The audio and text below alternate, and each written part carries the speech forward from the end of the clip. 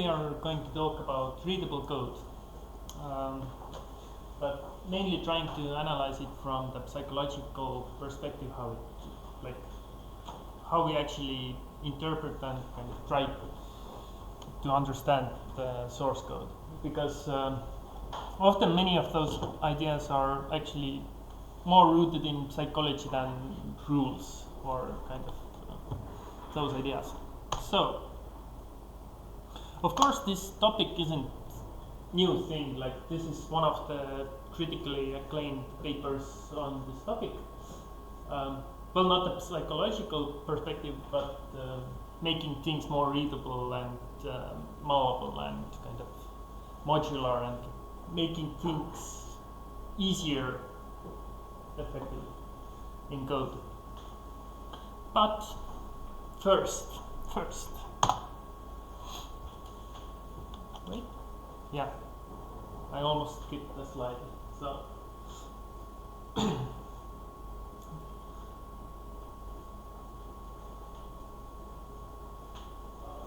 this brings us to our first kind of thing that we must consider while kind of writing the code and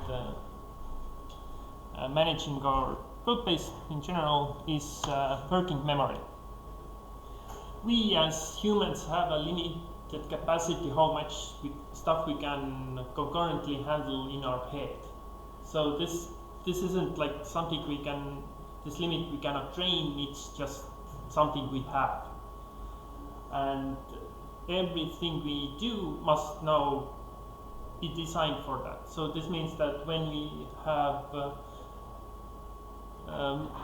too many variables interacting in our code base, or classes, or functions, or whatever, then we just cannot comprehend it.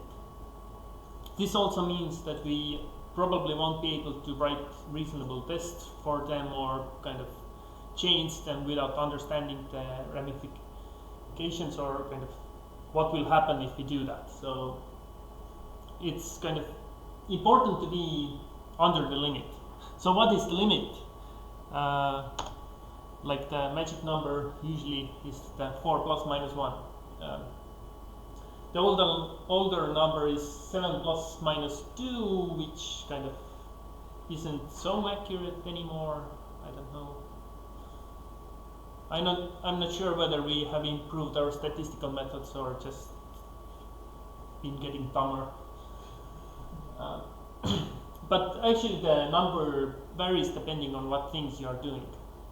So the reality is still that the proof is in the pudding. So one good way to test this whether you can comprehend it or can fit it into your head is to take whatever things are interacting, take empty pieces of paper and try to manage them on the table, for example. If you cannot understand what's going on the table without blank pieces of paper, then it doesn't fit in your head. So just a good heuristic for that. So I have many comics here.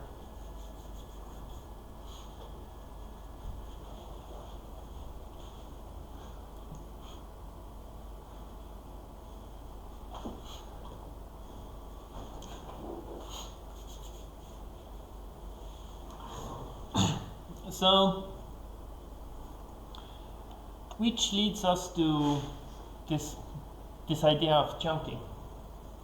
Of course, we have this limited working memory capacity, but we also have another feature in our brain, which is called chunking, or kind of making things such that it can fit into our head, like this nice graph thingy here. So we have maybe we group 3 things together that forms together a chunk that we can comprehend. We attach meaning to it. For example, this isn't this is where we open the file handle, then we kind of invoke the read to do something, and then we kind of close it.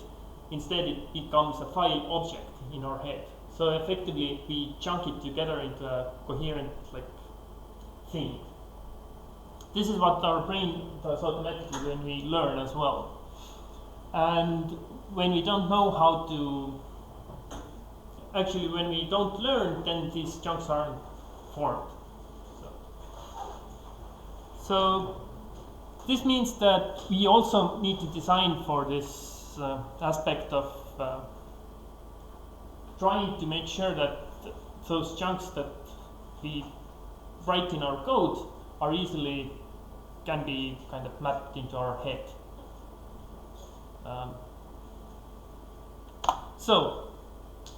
And of course we have also one additional I guess limitation then, that we can focus on one thing at a time. So this is partly due to the working memory limit, but when we move around in our code base, this means that we can focus on one chunk or kind of the 4 things at a time, and we have to constantly shift our focus around in the code base. This also kind of means that what we put into our focus must be relevant to that thing. Otherwise, it becomes noise just surrounding us in some sense. And so yeah.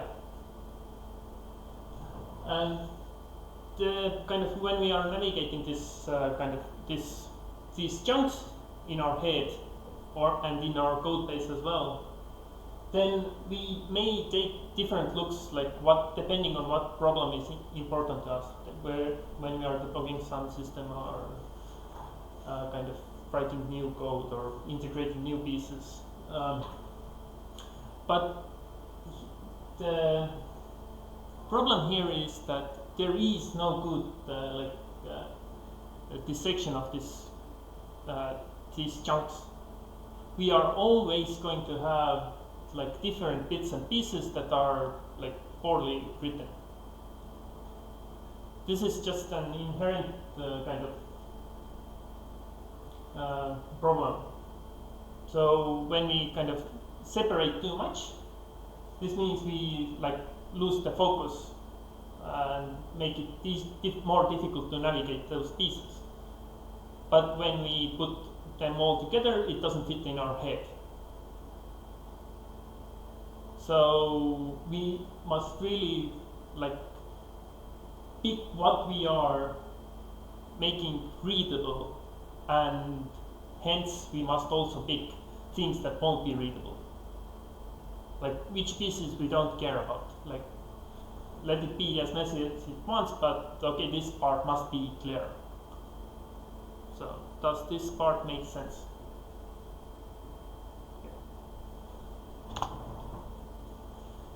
And of course, because we have these kind of ideas floating in our head, it would be nice if they match the thing that's on the paper. Because when we are manipulating those ideas in our head, it's easier to manipulate the code if it's in the same kind of way represented.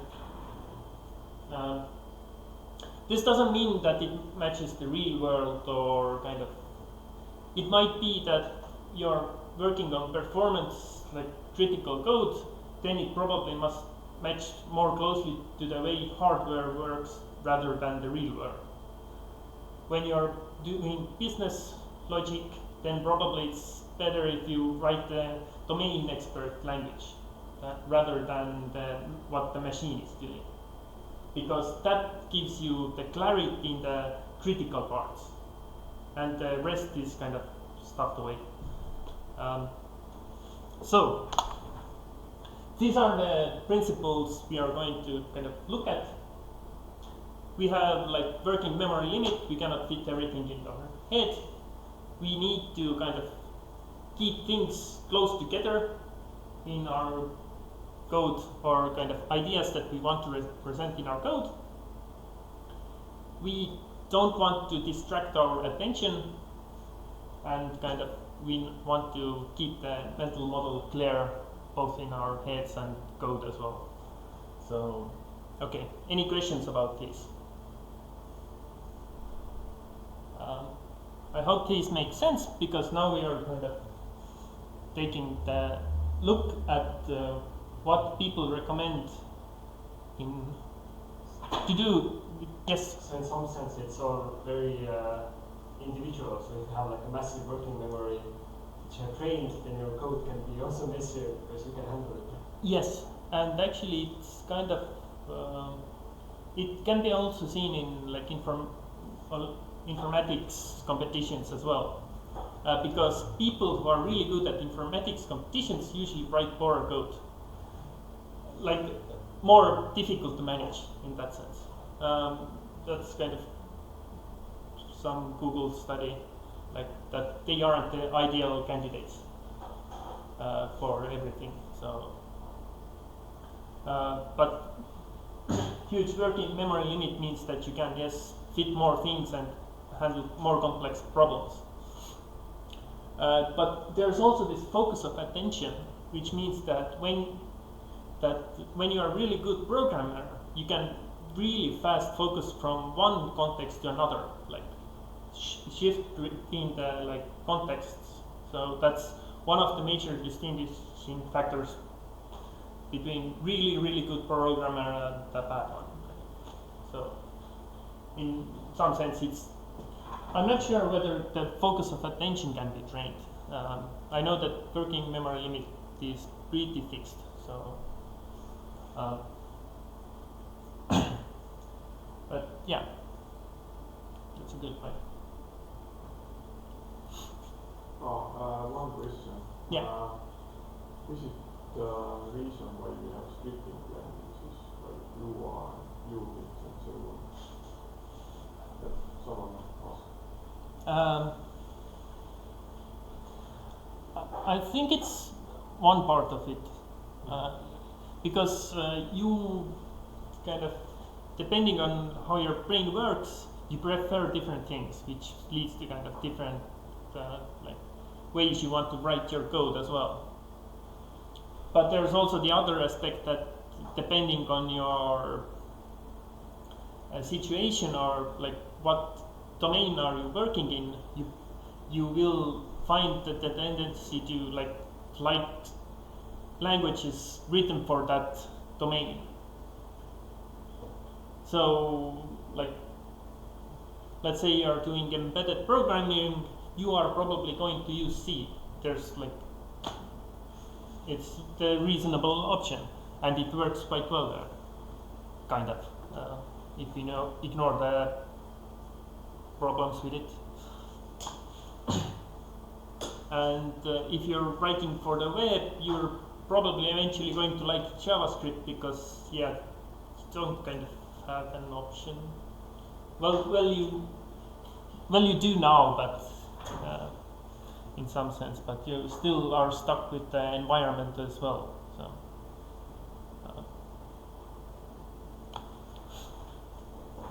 but yeah.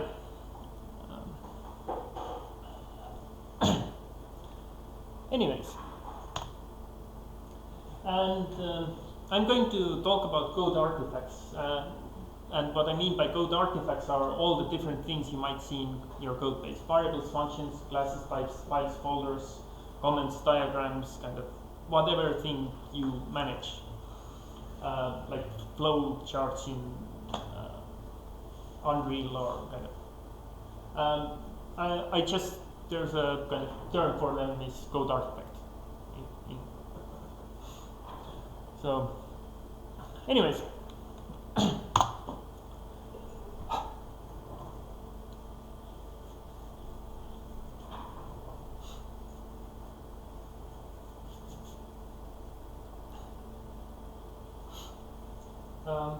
Readability isn't like only a subject for programming languages, but it has been around quite a bit for written languages as well. So the major factors that kind of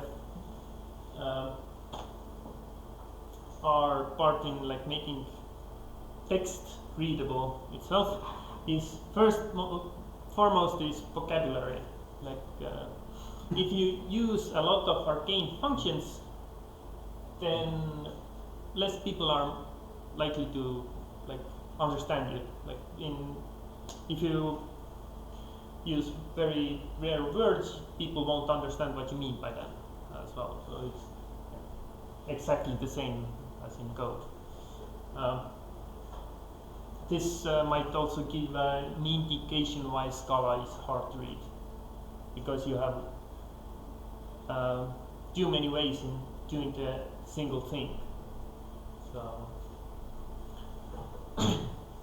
there's sentence length. The longer the sentence, the harder it is to like put together in your head, because it's both affecting your working memory limit, because you're trying to put this idea together, but you don't have reasonable chunks, which means that eventually your brain gives up. I don't know what it means. So yeah. And of course, when you're just talking about difficult concepts, there's nothing you can do. It will get more complex. Kind of. When you're doing distributed algorithms, it's going to be more difficult than writing text to a console. So there's idea density. The more, if you kind of try to cram everything together, you still get this working memory limit. And then there are global coherence and local coherence. And these are the same kind of, in regular text, this means that you have like reasonable topics and kind of, you have a whole theme to your book and kind of, and you have chapters and sections and kind of, you have it well organized in that sense. And yeah, in code it is the part where you represent these ideas coherently. So there's yeah. Make sense? Yeah. Okay. Now for some formulas. There are actually metrics to count or try to measure how much something should, like, how complicated it is to read something. And they can be quite helpful, even if they aren't like perfect. They might affect your style or make something harder to read if you try to like minimize it. Because when you put like make all the sentences one word, then like nobody will understand it. But the score would go down. So yay. But there are of course those ones are for source code. But the only one I found useful is this one.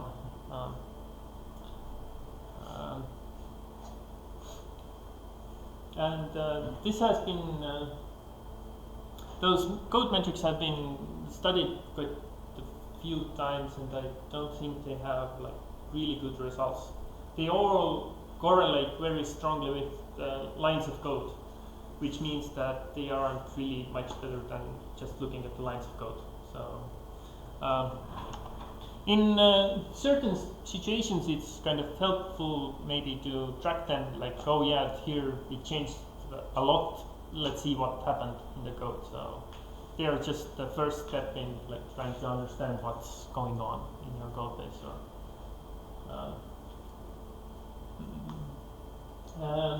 One of my kind of, yeah. Has anyone actually counted what the fuck per minute system also actually counted? Does this work, or is it just like a nice rule of thumb? It's a nice rule of thumb, actually. I think I don't know any research about it, but one of those things that I suspect there must be a better metric involving like taking into account those psychological factors. like trying to measure actual distance and like how much things you are putting in your head while you are reading this code. I have few ideas, but I haven't yet implemented them, so maybe someday. Anyways, style. We cannot kind of talk about readability without talking about style. Everybody likes their whatever they have been accustomed to style, but the main important factor here is this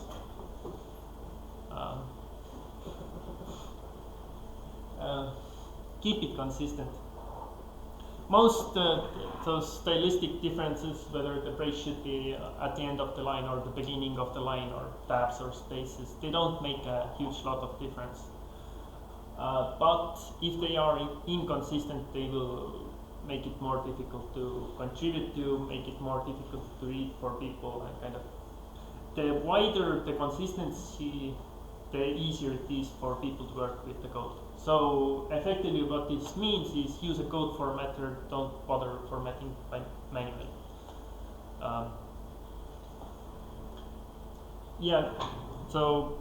Or if you really do get can say that yes, I've measured here, it will make our code base or maintainability 5 or 10% better, then go for it, but it's really hard to actually find such stylistic differences.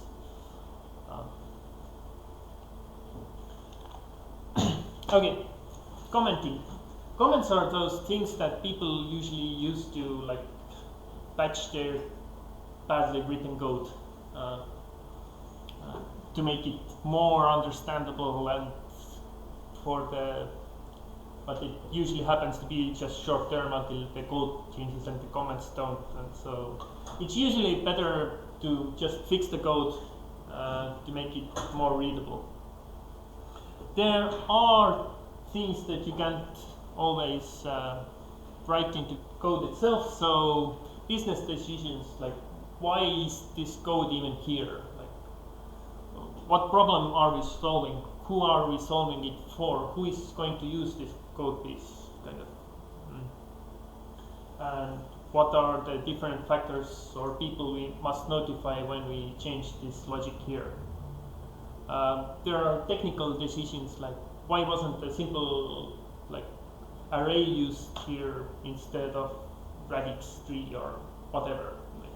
There are many decisions that in the code it might be oh yeah, it looks good, but we have no clue why it was chosen, that approach, because there are usually at least 10 different ways of doing one thing. So if it makes a difference, then which one you chose, then just say why. Of course, there are to-do notes, things that you don't have time to do right now. If it takes less than 5 minutes, just do it. Don't put that to-do note, just do it. Sometimes you have to hack around problems in the Windows API or Unity, some internal system, so you do some hack to make it work. That's the reality. Not everything works perfectly with your software, so make it clear that I wanted to do better, but I wasn't able to. When you are maintaining a bigger code base, then one thing is legacy commenting. Often you cannot refactor the code base immediately without disrupting everything else around it. So it's useful to leave hints what is this part doing here, how it's interacting with other places, so that at the later date when those comments have accumulated, you can refactor it and kind of make it clearer, so you don't have, and you can remove those comments. And finally, architectural comments and API comments. So this means that when it's a public API, people should know what those things do and with clear written language without having to look at the code. Yeah. Any ideas, questions about those?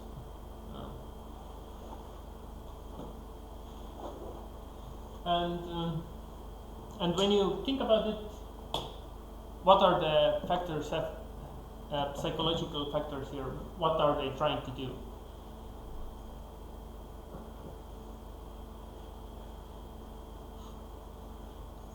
Communicate. Yeah. Why communicate those ideas? Because they can't be communicated in code. Yeah. And? You know, code has to be maintained by people that are not necessarily the author of the code. Yeah. So so the point is about like getting the right mental model in your head. So otherwise the mental model will be incomplete without those details. So in that sense, it must be maintained and kind of. But when the mental model is obvious, then some of those might not be necessary. And the important question is obvious to whom or who? I don't know. Okay.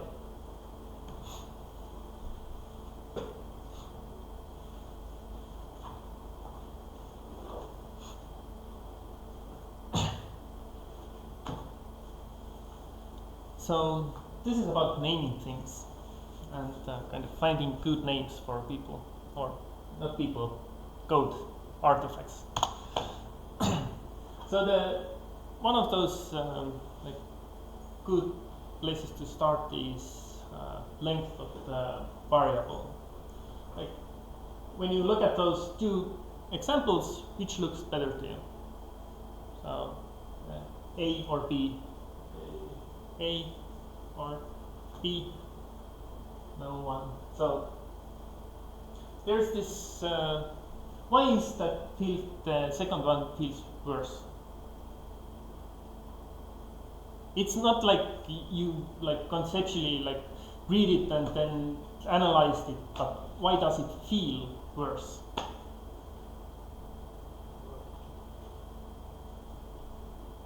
concept is so small that it's self-evident what happens with code.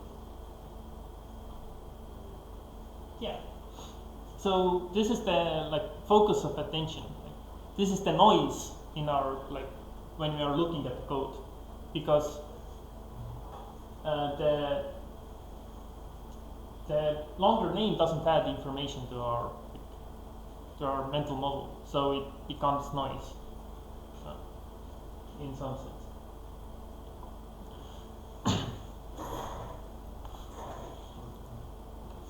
Did somebody have questions about previous now? Okay. So then there's the naming cloudiness.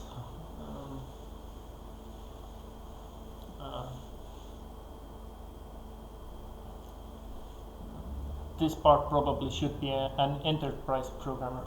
Oh, well. We have like many of these noise words that we like to put everywhere because we don't know what to name things, so we put just, I don't know, maybe one of these words.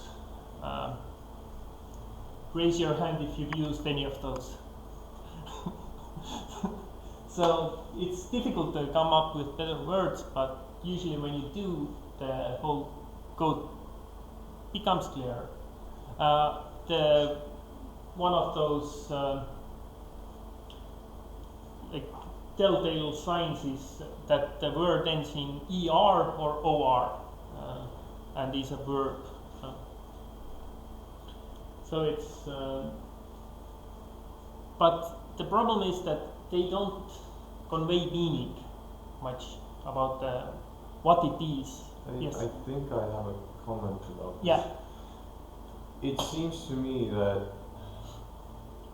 well, a lot of the reason why we have a lot of these things is that in object-oriented programming we often turn the verb into a noun, Yeah. meaning we turn what would usually be a function into a class or an object. Yeah.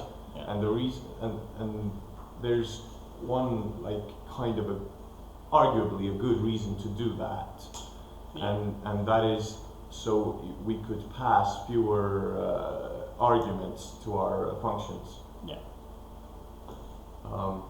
So it's like, you know, kind of playing devil's advocate here. Oh This would be like the justification for using those meaningless names, kind of. Yeah. I don't agree. In some cases, they don't harm readability that much Yeah. because,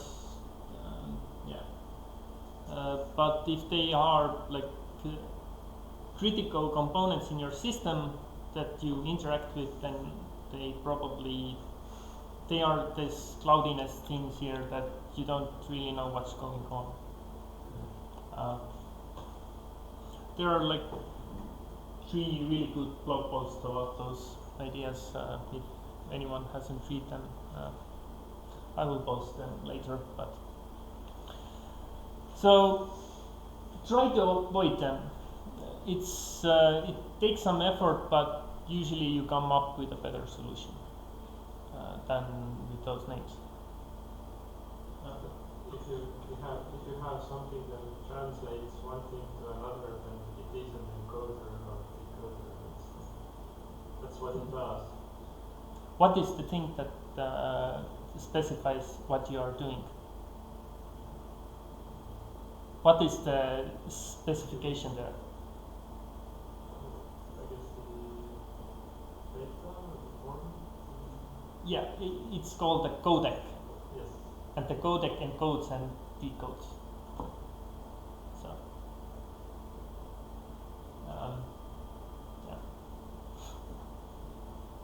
So, yeah, it's like, I'm not saying it's easy to like figure out what to name things. It's quite difficult. So it means you need to read a lot of code to find those good names. Yeah. So this is the fixed version. This is what your code should look like. Like one clearly indicates this is something about the room and the rather than some abstract nightmare.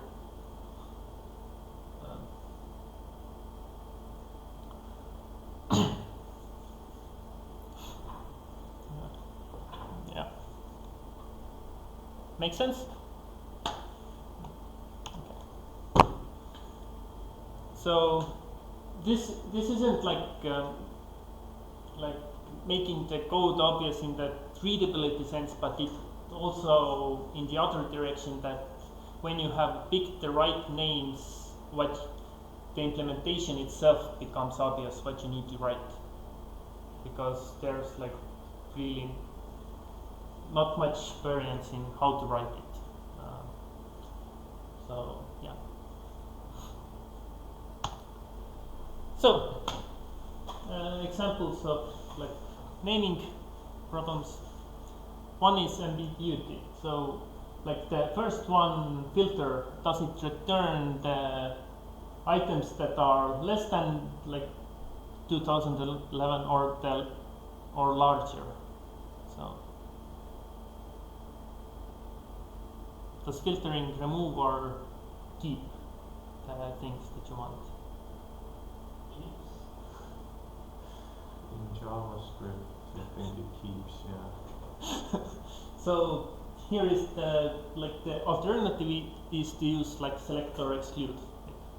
You understand what it does, but there are many such kind of things that when you have to like think that what does it really do, then you're kind of. I usually when I write filter, then I just think for a minute and Yeah, I think it keeps or removes. I better check. And these are kind of those things that like detract from solving the problem. There is double negation or negation in general. Don't put like negation into your variables and method names, because although let's say you wrote this, these are you're writing some piece of code and you see that you need the negated form. So rather than writing the negated form directly, write the affirmative version and then negate it in the if clause, because otherwise eventually you will end up with an if statement that negates your negation. So don't not avoid double negative Boolean logic. So otherwise you will end up with this this thing here, the third line.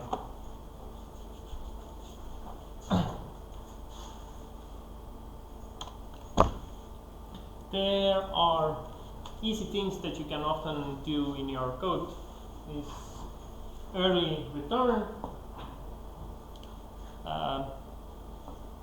which means that you just, when you see that, oh, I don't need to like go deeper, you don't like scope the rest of the code, but rather like just return from the immediately.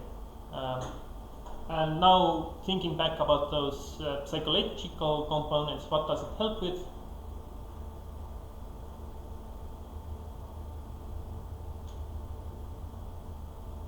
Less things to keep in mind. Yeah, so working memory limit. Because when we are like in the right side, the if statement, then here we are like pushing things into our brain stack, like, oh, I need to now remember what was the condition there, and then we need to like, when I reached that else part, then it was that, and kind of switch between those. And when we do the early return, we are kind of, oh yeah, I do this, oh yeah, we jump out in that case. And later we can just like group those ideas into like one clause in our head, effectively.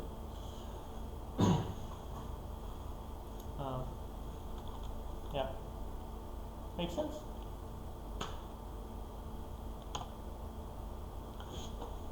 And now we are coming to a concept called, does anyone know? Ghosts. No. Almost close. Idioms. So, first, second, third, fourth. Which do you think is most readable?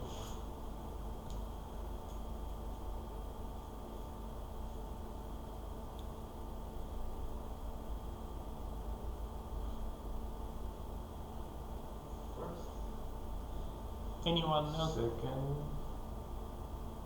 No. Maybe.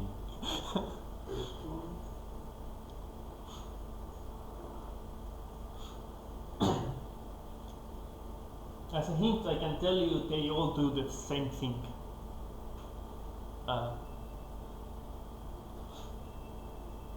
But the main thing here is the readability. Well, for like plus minus like 2%, it's the same. What matters here is idioms, the things that we have already learned. So when we are used to the first one, then we are more likely to read that statement correctly, because every other of those, for example, if you're JavaScript or I don't know, C programmer, then the first one you will immediately recognize it and understand it. When you read all the other ones, because they look weird, your brain doesn't like pick it up immediately. It isn't a chunk in your head, effectively. So you need to parse it, you need to understand it, so it's more or harder to just grasp it. And there are many many such things that how you write your code. So if you can keep in line how the rest of the community and everybody else in that language does it, good luck C programmers, then it's easier to understand it. And there are of course many such other ideas. One is the gang of four patterns, like singleton factory. They are useful mainly because they give a vocabulary to structures. Like, instead of now like doing at the statement level or like naming level, you have consistency in the how different things interact. So if something follows those patterns, then you can immediately or faster recognize how they are put together and how they interoperate. So this is also about like reusing those chunks that you have learned previously and applying them in a new place. Does it make sense?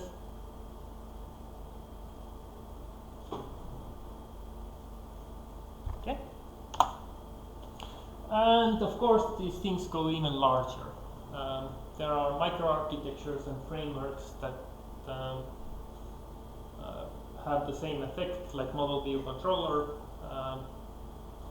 There are like the Rails models, views, whatever they have. There are a lot.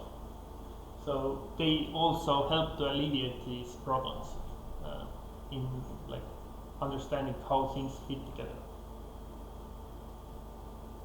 Because you don't have to relearn these structures. You can use the already existing chunks you have formed in your head.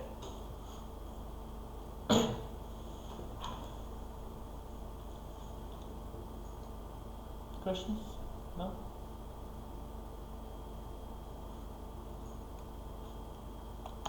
Okay.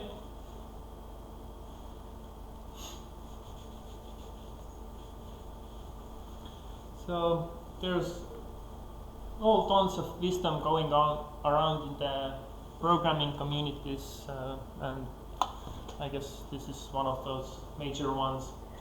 Solid principles. So now that you know the psychological aspects, why is single responsibility principle a good idea?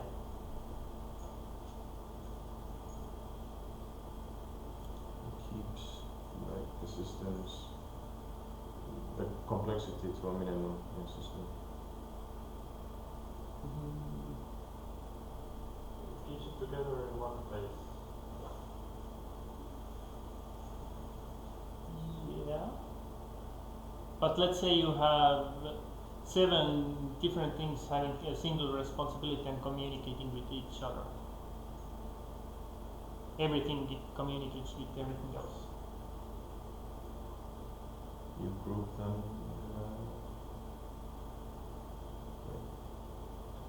You kind of contain the complexity. Yeah, you group them in a module and you put the modules in modules. It's modules all the way down. So, one of the things is that your classes aren't going to stand alone. They are going to interact with different things. Which means that, let's say your thing has 3 responsibilities and the other thing has, I don't know, 2 responsibilities, and now they interact. The things that you must comprehend is now like 5 things, and you only have 2 things interacting. Like the working memory limit is like, because you have to like think about these 3 aspects that are here and the 2 aspects in the other and how they interact. When you have a single responsibility and you have 2 things interacting, you have 2 things interacting. So it's easier to see when the complexity goes too large, and you are more likely to kind of refactor earlier. But it goes the other way around, the other way as well.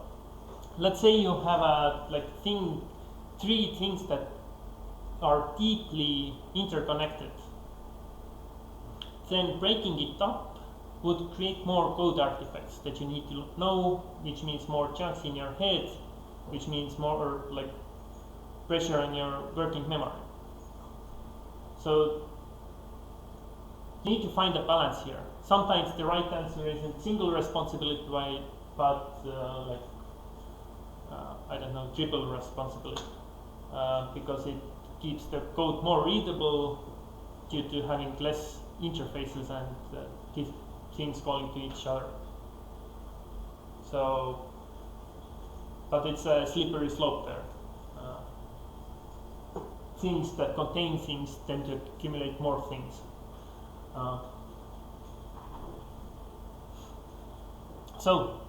Open-closed principle.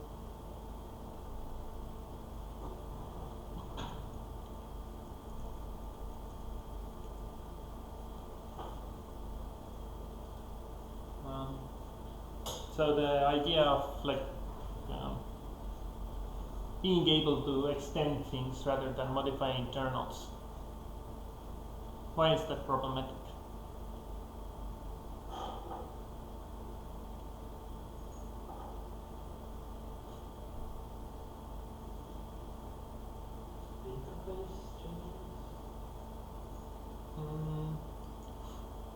Well, the closed part is about finding the information, like the class, or kind of making it sure that others don't touch internal variables or members on a class. Why is that useful? You don't want to expose you don't want the user of your class to use the internal things that aren't specific. It doesn't matter for the user of the class. Yeah, but why is the problem? Well, it's a problem if you don't close the class down enough.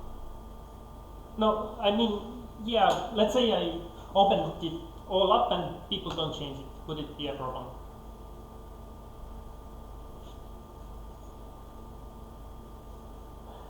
Maybe.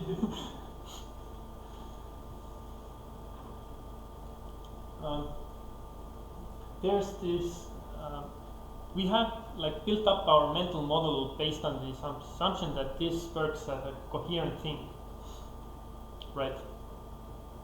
But now when there are different entities modifying behind our backs, this thing here, internal state that we don't know about, it messes up our mental model, which means that our complexity goes through the roof, because we now have to account for everything that touches internally. So yeah, does that make sense?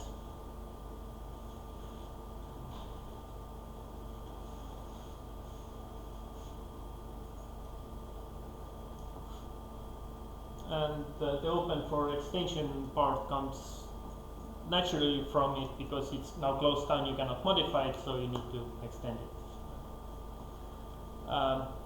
Why is Liskov substitution principle good for readability? So this means being able to switch out the component just without affecting things. Is it that you have kind of standard way some types of components behave, arrays, queues, and something to do with that? Partly, yeah. So it's about being.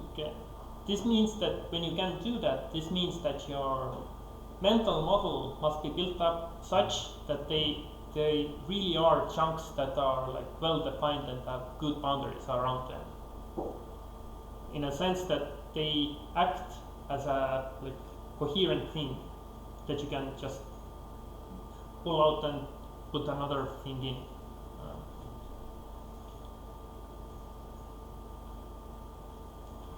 So it just shows how well is your mental model effectively built up.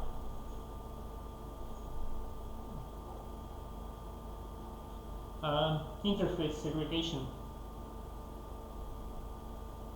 So this means that instead of having one huge interface, you have multiple small ones. Why is that good? Well, it's similar thing that you said before, that if you have one thing that does many things, it's a more complex thing to keep in your head. Yeah. So when you use an interface in a localized context, then probably most of the interface maybe doesn't matter. So this means that your mental model gets noisy with that all the other things that the interface contains. When the interface is fairly localized, then you can comprehend this chunk independently from the actual implementation of the huge, massive 100,000 line code thingy. And dependency inversion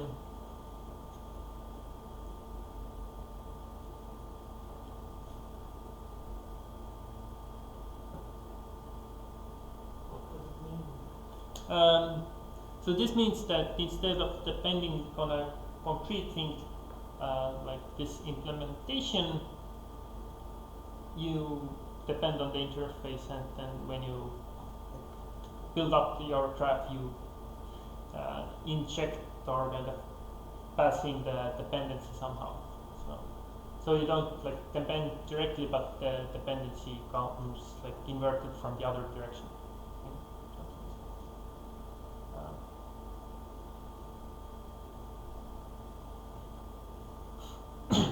So yeah, here is the similar scenario, because when we form this chunk in our head or mental model, then we don't have less details to worry about, to make this behavior correct. So we don't have to care about the actual implementation of different pieces. There's also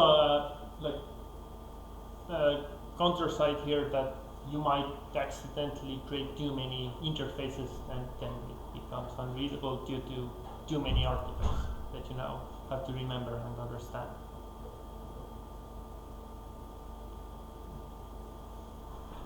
Any questions about those?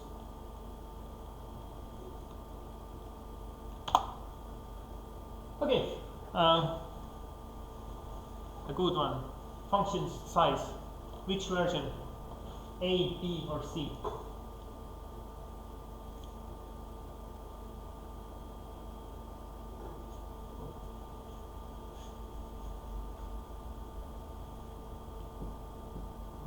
B. Doesn't matter. Or C. It actually can matter. So wait. Yeah. Well, it kind of depends on the language, but B follows the step down rule. I think I like C because, well, it depends how these minor functions are used otherwise, Yeah. but if this is the only place where they're used, you might as well have a big function.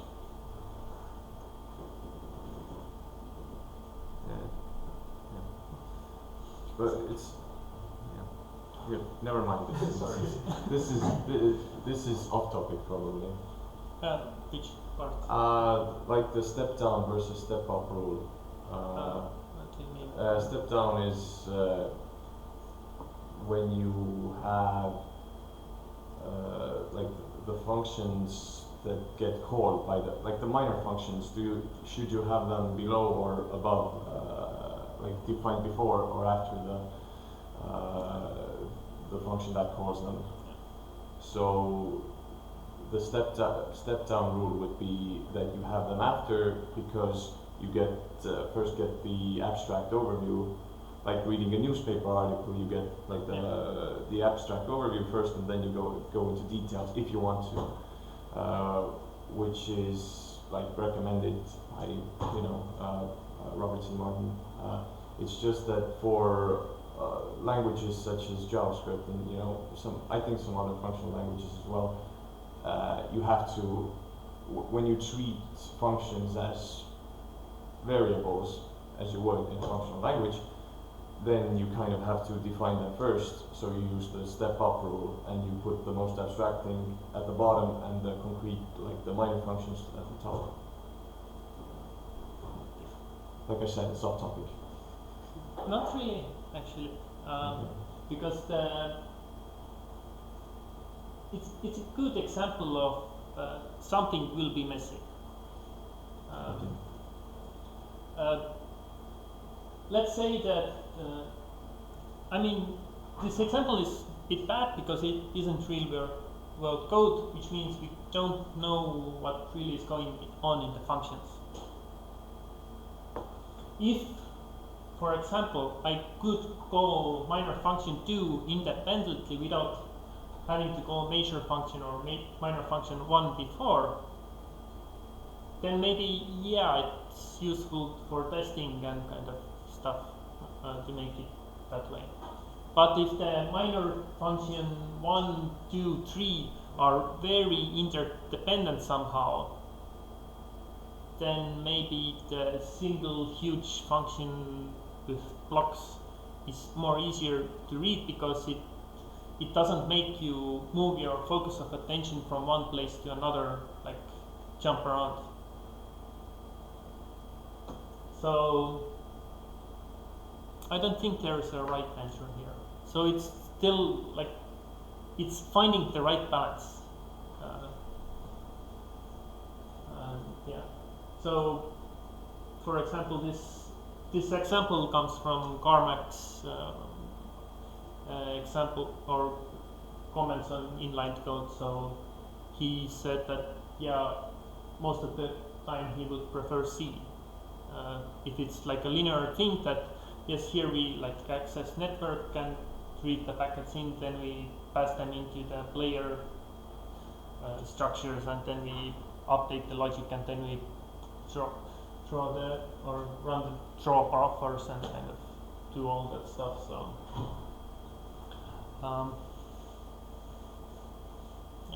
and here might be the place where this how good is your working memory might affect as well.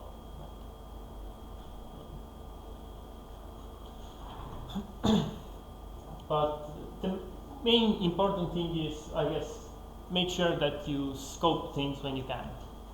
So even though these are empty blocks, you can still use them to group things. So this gives the logical chunks that the brain can comprehend. And sometimes the languages help you with destroying variables at the right time and making sure that you don't use them outside of those scopes.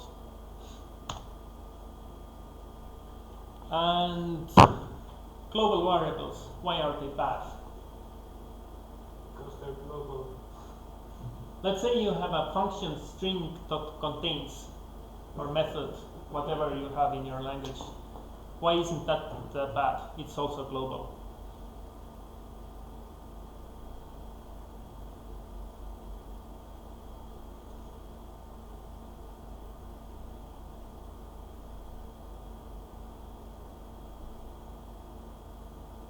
Because all the classes you declare, all the static methods they have, they are also global. Why aren't they so bad? They don't have state. Why is state bad? Because it changes.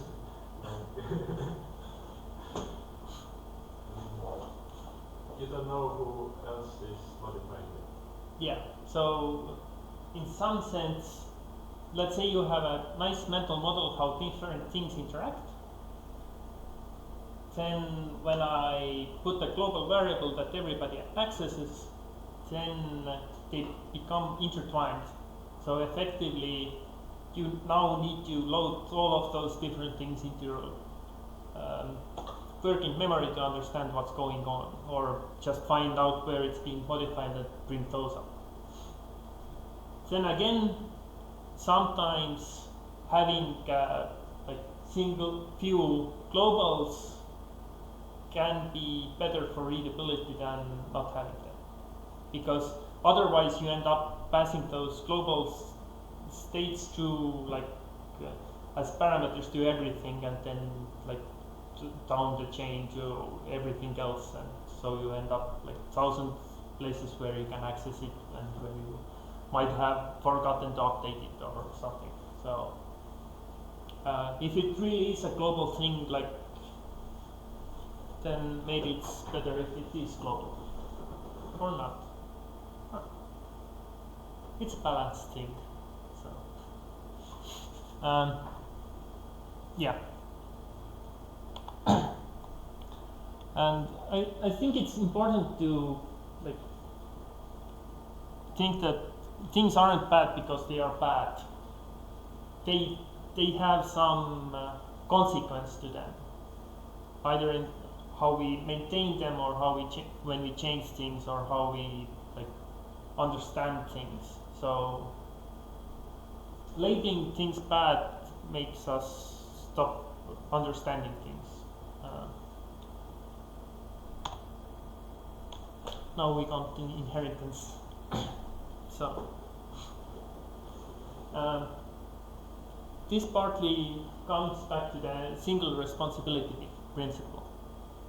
While each of those might have a single responsibility, when we interact with the JSpinner number editor or like find a bug, then we still need to load this whole chain into our heads, or at least part of it. So you end up with like thing that looks like really simple, but actually fills up your working memory really quickly when things go wrong. Or even if it isn't going wrong, then it's difficult to track down what is going on in the system, because now you're shifting your like focus around in your code base. So yeah,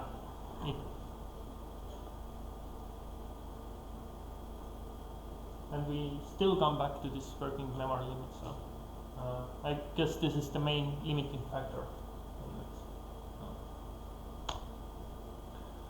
Oh, generics. Yeah. So just coming back to Oh, the last yeah, thing, sure. you're not saying don't ever use inheritance, just Yeah. Use sparingly or At most like 2-3 levels. Preferably none. Usually the designs that don't use inheritance are somewhat easier to maintain. There are exceptions. I found one. What is this one? Stateful QE programming. That's the exception.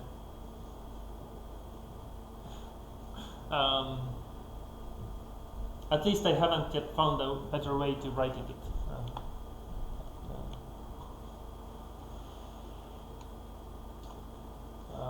Yeah, generics. Why is this problem? Aside from like just too many code artifacts in general, but why are generics problematic? Well, you only won't know, because it depends on so many other types. You will only know what it does once you use it in the code. So Yeah. In some sense, the code becomes this cloud of things that interact with different abstract things that you don't know what they do. So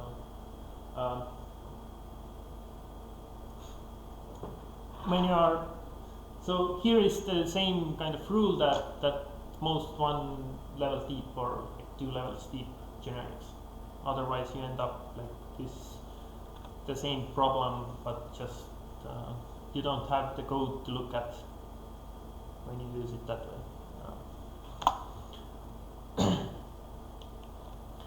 Exceptions, why are they problematic?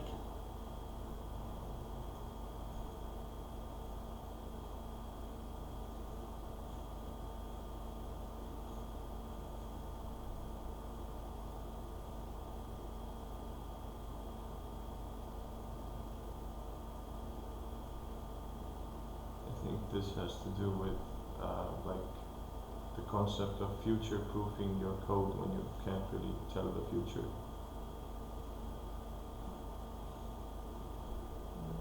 Explain a little further.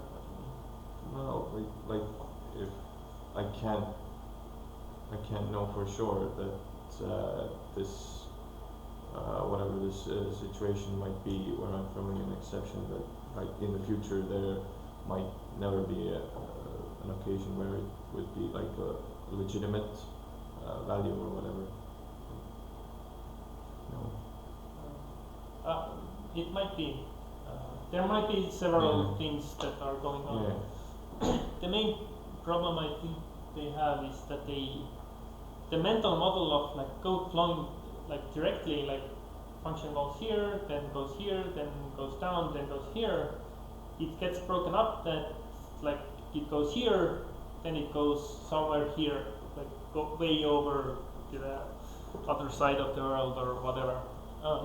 So it breaks your mental model in that sense that the flow isn't visible in case of exceptions. It's the same problem that Code 2 often has. It's not clearly visible what's going to happen because they aren't scoped.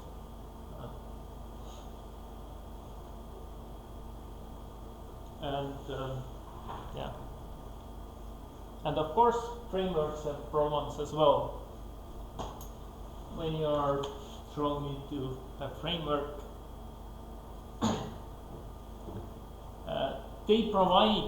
frameworks essentially provide a mental model to think about. So how things should interact and what they should do and how should they call each other, how should you build things. But this means that often the accidental complexity that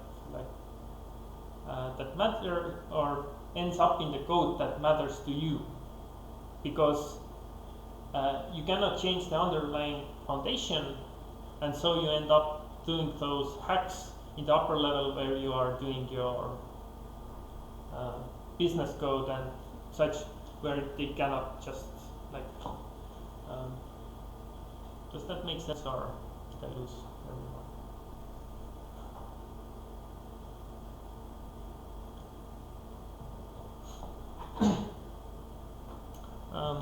I guess this would be more familiar, but Unity has the same problems that when your game state model doesn't fit into Unity very well, you end up building your own way of representing it, and then just updating the state in the Unity based on your game state, whatever it is. Or so the frameworks and the engines, they force you into a certain mental model that may not be the best solution for you.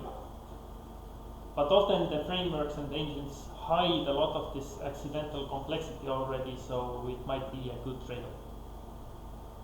So, yeah. Does that make sense? Often if you don't want to do something differently than the framework that is standard for the framework, then you have to do a lot of work. Yeah. So, yeah, then it's the place where that extra work might end up in your business code, or the code that matters to you. Which is, so when I talked about initial that there is always some pieces of code that are nice, and you want to keep it such that the code that is important to you is readable. But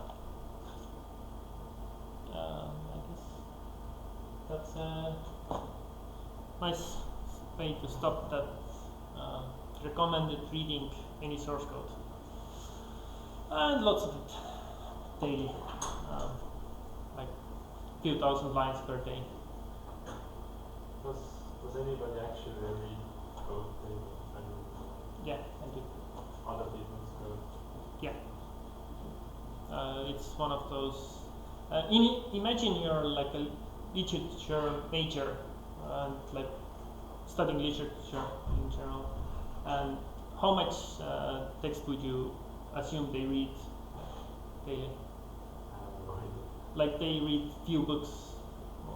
Some of them read few books a week. So, like, that's how you get the better capability to write and ideas how to write differently. Otherwise, you are in your closed loop and don't get new ideas. The other way is to do code reviews and kind of get people to review your code and suggest changes. But reading source code is one of those good ways to do it. There's probably a lot of ways to read code as well. It depends on like how deep will you go, what kind of code you read. If you go to, if you read Linux kernel code or something, try to understand everything, or you try to understand some higher level concepts. Yeah.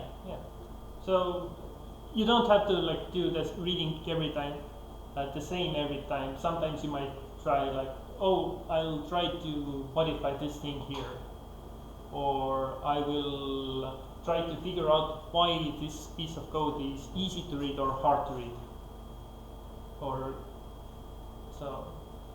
Is reading enough? Should you also write?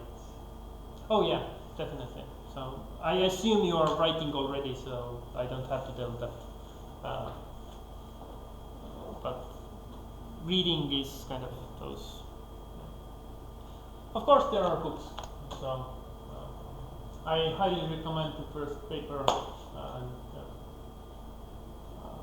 I personally like the art of Readable Code more than Clean Code. Both are really good. Just the art of Readable Code gets to the point more quicker.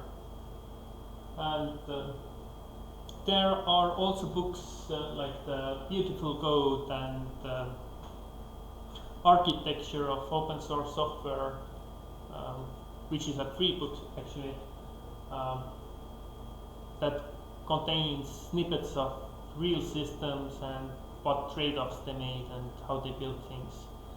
So there's lots of materials to go through. Yeah. Thank you. Questions? There is a book recommendation. Do you know anything about programmatic? Oh yeah, that's a really good one as well. So I tried to edit it down, otherwise there would be tiny pictures here, so you couldn't read the titles. Programmatic Programmer is really good one. The elements of style and I think it was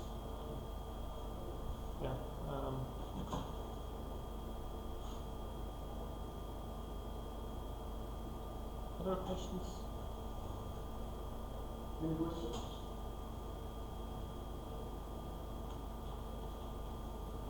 So, I guess then I hope you learned something, or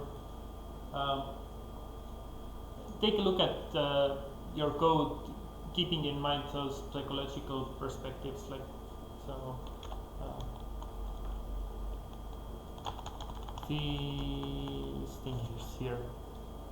So maybe you can figure out what is the size of an idea and how will it affect you when you read the code. So, yeah, thank you.